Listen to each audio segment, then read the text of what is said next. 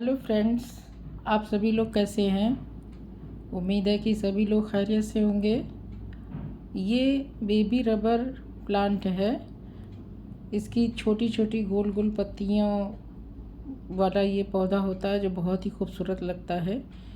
क्योंकि ये आजकल गर्मी बहुत ज़्यादा है तो ये शेड में रहने वाला पौधा है। तो इस टाइम देखिए इस पर धूप आ रही है।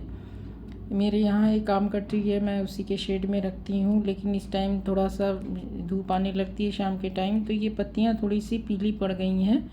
तो ये टोटली अगर शेड में रहे तो ये पौधा बहुत ही खूबसूरत लगता है। तो इनकी पत्तियों से प्रोपगेशन कैसे किया जाता है, मैं आज आप लोगों को पत्तियों का प्रोपगेशन का तरीका दिखाऊंगी कि कैसे प्रोपगेट हो जाती हैं ये पत्तियाँ और इनसे हम पौधे बना सकते हैं। तो ये देखिए, ये मैंने एक ही प्लांट मैं लाई थी। इससे मैंने 4-5 गमले बना रखे हैं। क्योंकि ये बढ़ता है तो ये लैगी सा हो जाता है। तो ये देखिए, ये मैंने एक अपने घर के अंदर ही एक गमले में ये इसकी पत्तियां मैंने लगा दी थी। 2-3 महीना हुआ तो इसकी पत्तियां जो है टूट गई थी, तो उसको मैंने फेंका नहीं था, तो गाड़ दिया था। तो मिट्टी में मैंने सिंपल ऐसे गमले में लगा दिया था, कुछ भी नहीं लगाया था। तो मैं इसकी रूट्स आपको दिखाना चाहती हूँ कि इसकी रूट्स में ये देखिए, ये चूँकि ये एग्लोनेमा लिपस्टिक वैरायटी में ही मैंने लगा दिया था। क्योंकि शेड में ही लगाना अच्छा होता है। ये पौधे पे इस गमले पे धूप नहीं आती, इस वजह से इसमें लगाया था। तो अब इसको थोड़ा सा हम आराम से इसे निकालते हैं। तो ये देखिए, ये इसमें रूट्स आ गई है। इसकी जितनी भी पत्तियां मैंने लगाई थी सभी में आप देखिए, सभी में रूट्स निकल आई है। ये देखिए, ये थोड़ा सा इसकी स्टेम जो कि अभी लगी है तो नाजुक है, बहुत आराम से इसे धीरे से निकालेंगे। तो इसमें सभी में रूट आ गई है। और ये देखिए, इसमें भी रूट्स, ये देखिए। अब ये पौधा अगर हम इसे किसी गमले में ट्रांसफ़र कर दें तो ये धीरे धीरे बढ़ने लगेगा और एक नया पौधा तैयार हो जाएगा। इसमें स्टेम्स वगैरह सब इसकी बढ़ जाएगी, स्टेम निकल आएगी। तो ये एक बहुत ही इजी तरीका है इसको प्रोपोगेट करने का, बहुत ही आसानी से ये बढ़ जाता है। तो इसकी 4 पत्तियां मैंने लगाई थी, चारों पत्तियां सक्सेस हो गई हैं। ये 100% सक्सेस हो जाती है, कोई रूटिंग हार्मोन की भी ज़रूरत नहीं पड़ी और आराम से ये पत्तियों में जड़ निकल आई। बस इसे ध्यान रखना है कि जहाँ रखें शेड में रहे और थोड़ा मॉइस्चर मिट्टी में बराबर बना रहे। क्योंकि मॉइस्चर के बिना नमी अगर नहीं रहेगी, गमला सूख जाएगा, ऐसी जगह रहेगा या मिट्टी हार्ड हो जाएगी तो फिर रूट्स आसानी से नहीं बनती है। अब इसे देखिए, ये मैंने ये पॉट रखा हुआ है। अब इसको हम चाहे तो इसे इस तरह से इसे ट्रांसफ़र कर दें ऐसे। तो इसको मैं एक साथ एक गमले में लगा दूंगी। क्योंकि पॉट की अभी थोड़ी ही प्रॉब्लम हर बराबर बनी रहती है, क्योंकि कटिंग मैं लगाती रहती हूँ तो मेरे पास हमेशा पॉट की कमी रहती है। जब थोड़ा पौधा और बड़ा हो जाएगा तब इसे किसी बड़े पॉट में ट्रांसफ़र कर दूँगी। तो मैं इसका तरीका बता रही हूँ कि इसको कटिंग से कैसे लगाते हैं। तो ये तो पत्तियों को भी वेस्ट नहीं गई, एक भी पत्ती हमने वेस्ट नहीं किया और इसे रूट निकाल के इससे प्लांट बना लेंगे। तो अब ये देखिए, ये मेरे पास बिल्कुल ऐसे छोटा सा पौधा था, इसको मैंने 4-5-6 गमले इसी तरह बना लिए। तो इसको मैं दिखाती हूँ कि इसको कैसे हम इसकी स्टेम कटिंग कैसे लगाते हैं। तो ये देखिए, स्टेम कटिंग भी इससे लग जाती है। ये इसको मैंने इसी पौधे को मैंने लगाया था, इसी की पत्तियां निकली थी। अब ये देखिए, ये दूसरा प्लांटर है तो इसमें थोड़ा सा ये देखा पौधा जो है काफ़ी इसकी पत्तियां बड़ी बड़ी हो गई है। ये धूप में रहने से इनकी पत्तियां जल गई है। तो ये शेड में रहने वाला पौधा है, जगह की थोड़ी प्रॉब्लम होती है तो जिसकी वजह से जो दिक्कत आ रही है कि पौधे ख़राब हो जाते हैं गर्मियों में।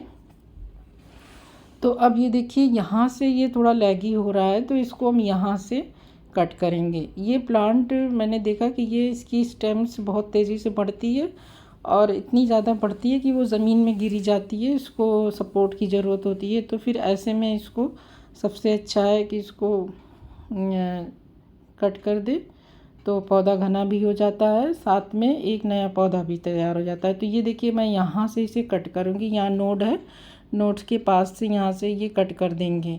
आप उसको सब कर सकते हैं, मैं तो ज़्यादा मैं नहीं कर पाती हूँ कि इसको स्टरलाइज वगैरह करने का। ये सिंपल है, ऐसे ही मैंने तो कटिंग लगाई थी। तो आप इसे कैंची को भी स्टरलाइज वगैरह कर ले, फिर इसे काटें, फिर उसके बाद रूटिंग हार्मोन चाहे तो लगा दें। मैं तो बिना रूटिंग हार्मोन के ही मैंने इसे प्रोपेगेट किया था। मेरे पास थोड़ा समय की कमी रहती है, मैं एक वर्किंग वूमेन हूँ, तो मेरे पास इतना टाइम नहीं रह पाता है कि मैं बहुत ज़्यादा तामझाम कर सकूँ, तो मैं ऐसे ही लगाती हूँ कटिंग। तो ये देखिए, ये अब यहाँ से मैं ये इस पत्ती को काट दूँगी, ये स्टेम यहाँ से। तो ये पत्ती इस तरह से काट देंगे क्योंकि ये पत्तियाँ हमारी एक्स्ट्रा हैं कि इनको मिट्टी में हमें गाड़ना है कटिंग को। तो ये हमारी पत्तियाँ एक्स्ट्रा हैं, तो हम इन्हें फेंकें नहीं और इस तरह से काटें कि पत्तियाँ भी वेस्ट ना हो। इन यहाँ से जहाँ से मैंने पत्ती को काटा है यहीं से ये रूट्स निकलने लगेंगी। अब सिंपल ये मैं इसको इस तरह से पॉट में इसे गाड़ दूँगी। इसमें आप रूटिंग हार्मोन भी लगा सकते हैं, हल्दी भी लगा दें, तो एंटी फंगल के लिए या फंगस के लिए भी कोई भी तरह का जो भी आप यूज़ करते हैं वो डाल सकते हैं। मैंने तो सिंपल ऐसे ही गाड़ा था मिट्टियों में, बस ऐसे ही खोस दिया था इसी तरह से कि अब इसको ऐसे सारी कटिंग्स, ये पत्तियां मैंने जैसे बीच में कटिंग लगा दी, साइड में इन पत्तियों को ऐसे लगा देंगे और इसको लगाने के बाद इसे शेड में रखा रहने देंगे। बस ये ख़ास ख्याल रखना है कि ऐसी जगह पे रहे कि ये धूप बिल्कुल ना लगे, साथ में मिट्टी में मॉइस्चर मेंटेन रहे, बहुत ज़्यादा दलदला भी ना रहे और सूखा भी ना होने पाए। हार्ड मिट्टी हो जाती है तो कटिंग सक्सेस नहीं हो पाती, सूखी मिट्टी सूखी होगी या हार्ड होगी तो कटिंग नहीं लगेगी। तो ये देखिए, ये तीनों कटिंग, ये तीनों पत्तियों को मैंने प्रोपेगेट जो किया ये वो कटिंग्स हैं। तो इसको ख़ास ध्यान रखना हमें पड़ेगा कि इसके प्लेस को कि प्रॉपर सही जगह पे आप रखें, शेडी एरिया में आपकी नज़र के सामने रहे कि वो उसमें जो है ऐसा ना हो कि पानी ख़त्म हो जाए, क्योंकि गर्मी है, शाम तक पानी सूख जाता है। तो बालकनी वगैरह में, मैं अपनी बालकनी में इसलिए रखती हूँ कि वो मेरे नज़र के सामने भी रहता है, वो बहुत पूरी तरह से पानी सूख भी नहीं पाता है। और उसमें थोड़ा सा ऐसे गमले में मैंने लगाया था कि जिसमें थोड़ा मॉइस्चर हो। तो ये देखिए, एक स्टेम और भी मैंने कट किया था, तो इसकी भी एक कटिंग, इसकी एक दो पत्तियां हैं एक्स्ट्रा, तो इसको भी मैं इस तरह से लगा दूंगी। तो ये सारे पौधे, ये दोनों कटिंग इस पॉट में भी लग जाएंगे और ये कटिंग भी लग जाएगी। तो इस तरह से आपके पास ढेर सारे पौधे भी हो जाएंगे और कलेक्शन आपका बढ़ जाएगा। साथ में आसानी से ये पौधे लग जाते हैं, तो आपको आस पड़ोस से कहीं से मिल जाए तो इसको लगा लें, इसे ख़रीदें नहीं, परचेस करने की ज़रूरत नहीं है, आसानी से ये लग जाते हैं। तो आई होप कि आपको फ्रेंड्स ये मेरी इन्फॉर्मेशन आपको पसंद आई होगी और आपने देख लिया कि ये कितनी आसानी से ये कटिंग इसकी लग जाती है पत्तियों से, हम कैसे प्रोपेगेट करते हैं। तो फ्रेंड्स, आप लोगों को ये इन्फॉर्मेशन कैसी लगी मुझसे शेयर करिए और इसे आप भी इसी तरह से प्रोपेगेट करिए। आपको आसपास कहीं भी मिले तो आप इसे ज़रूर ऐसे ही लगा लें, परचेज़ ना करें। आप मुझे इजाज़त दीजिए, शुक्रिया बहुत।